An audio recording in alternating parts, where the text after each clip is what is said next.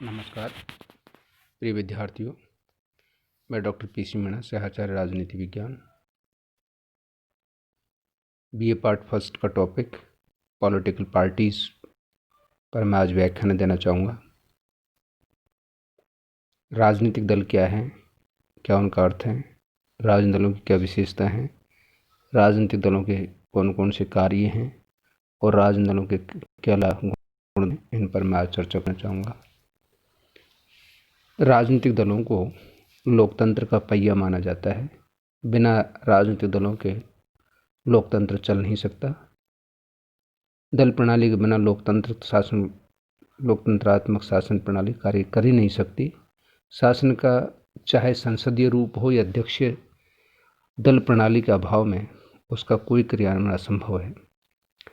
राजनीतिक दल राजनीतिक प्रक्रिया को जोड़ने, सरल करने तथा स्थिर बनाने का कार्य करते हैं। राजनीतिक दल लोकमत के निर्माण तथा अभिव्यक्ति के सर्वोत्तम साधन हैं। राजनीतिक दल राजनीतिक शिक्षा प्रदान करते हैं। दल प्रणाली के बिना व्यवहार में लोकतंत्र की कल्पना हम नहीं कर सकते। राजनीतिक दलों की अपनी कुछ विशेषताएं होती हैं, कुछ तत्व हैं उनके जिनके आधार पर दल संचालित होते हैं। सबसे पहले नंबर 1 है संगठन। दल को मजबूत एवं स्थायी बनाने के लिए उसमें संगठन का होना बहुत अत्यंत आवश्यक है। संगठन से तात्पर्य है कि दल के कुछ अपने लिखित और अलिखित नियम, उपनियम, कार्यालय, पदाधिकारी आदि होने चाहिए। ये दल के सदस्यों को अनुशासित रखते हैं।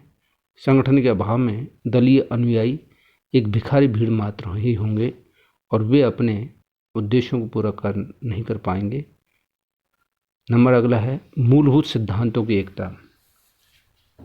दल व्यक्तियों का ऐसा समूह होता है जिसके सदस्य सार्वजनिक प्रश्नों पर एक ही विचार रखते हैं। इन प्रश्नों की बारीकियों पर उनमें मतभेद हो सकते हैं, लेकिन वे सब मौलिक सिद्धांतों पर एक मत होते हैं। सिद्धांतों की एकता ही दल को ठोस आधार प्रदान करती है। संवैधानिक उपायों का प्रयोग। राजनीतिक दलों को अपने लक्ष्य की प्राप्ति के लिए सदा संवैधानिक उपायों का सहारा लेना चाहिए।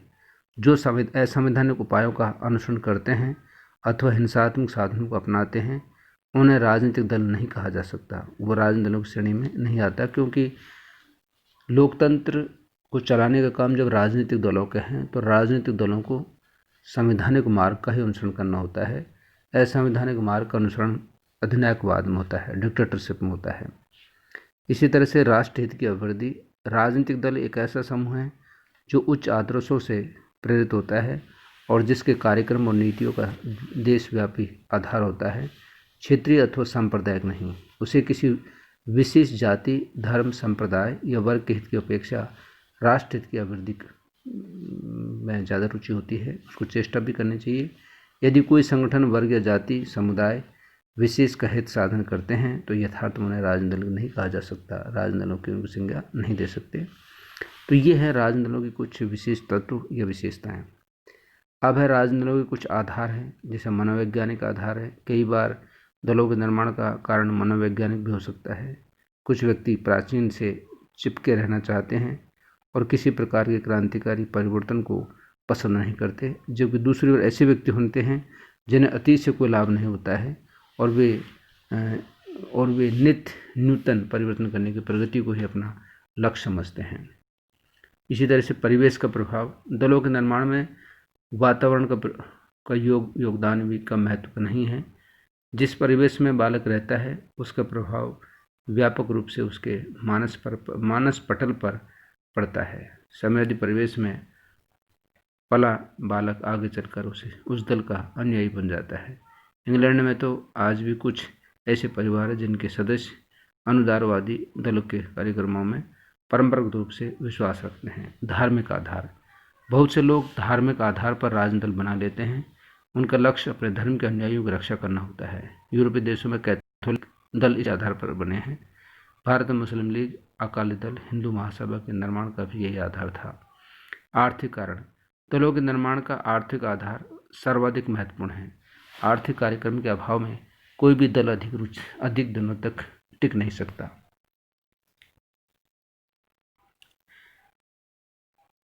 नेतृत्व।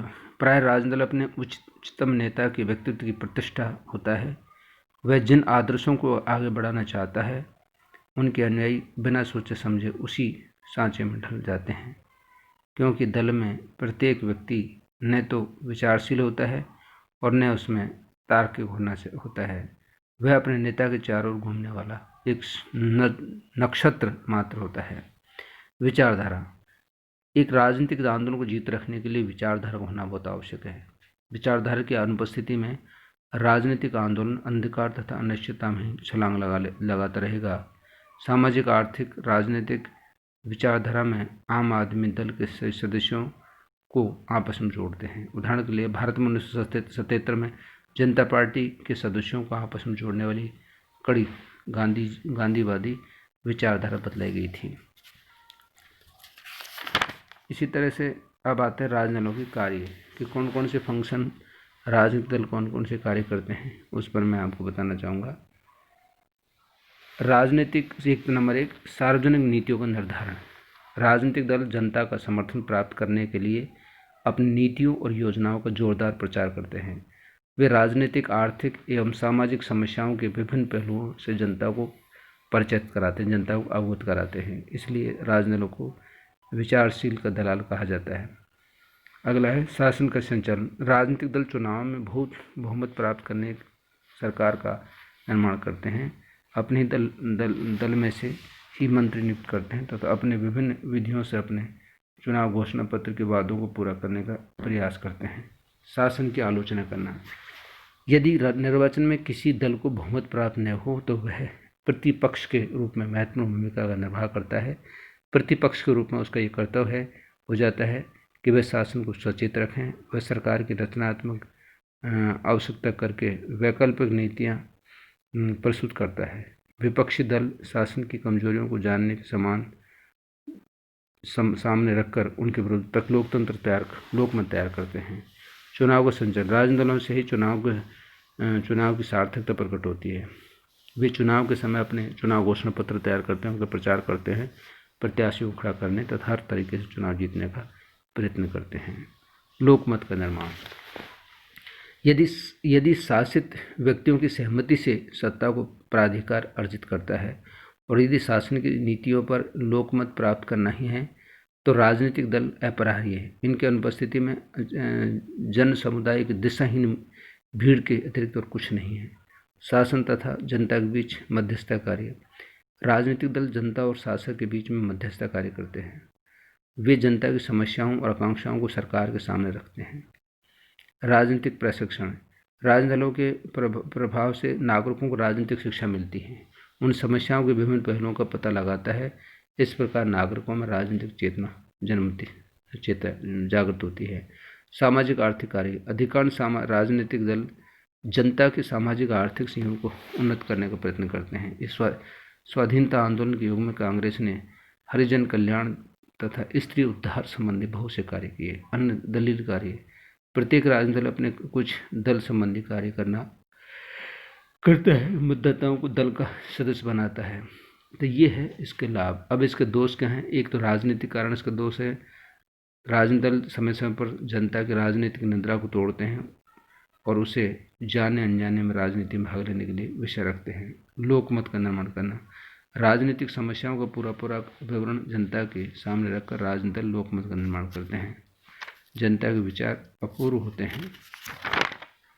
इस तरह निर्वाचन को सरल बनाना। लोकतंत्रीय व्यवस्था में स्थानीय निकायों को लेकर केंद्रीय निकायों तक निरंतर कहीं न कहीं निर्वाचन होते रहते हैं और निर्वाचनों को नियंत्रित एवं प्रभावित करने का दायित्व राजनीतिक दलों का ही होता है। शासन को क्रांति से बचाना। नागरिकों में यदि वाद विवाद एवं विचार विमर्श का प्रचुर परिवेश अक्सर प्रदान करने के लिए क्रांति और हमें नष्ट कर सकते हैं। शासन के संचालन की आलोचना करना। शासन की निरंकुशता पर प्रतिबंध लगाना। शासन के विभिन्न अंगों में सामंजस्य स्थापित करना। सामाजिक आर्थिक सुरक्षा सुधार और राजनीतिक समस्याओं पर शोध। इस तरह से हम ये देखते हैं कि राजनीतिक के तो लाभ थे और अब इसके दोष क्या है? एक जनता के द्वेष एवं कटुता पैदा करना, देश की एकता पर आघात है,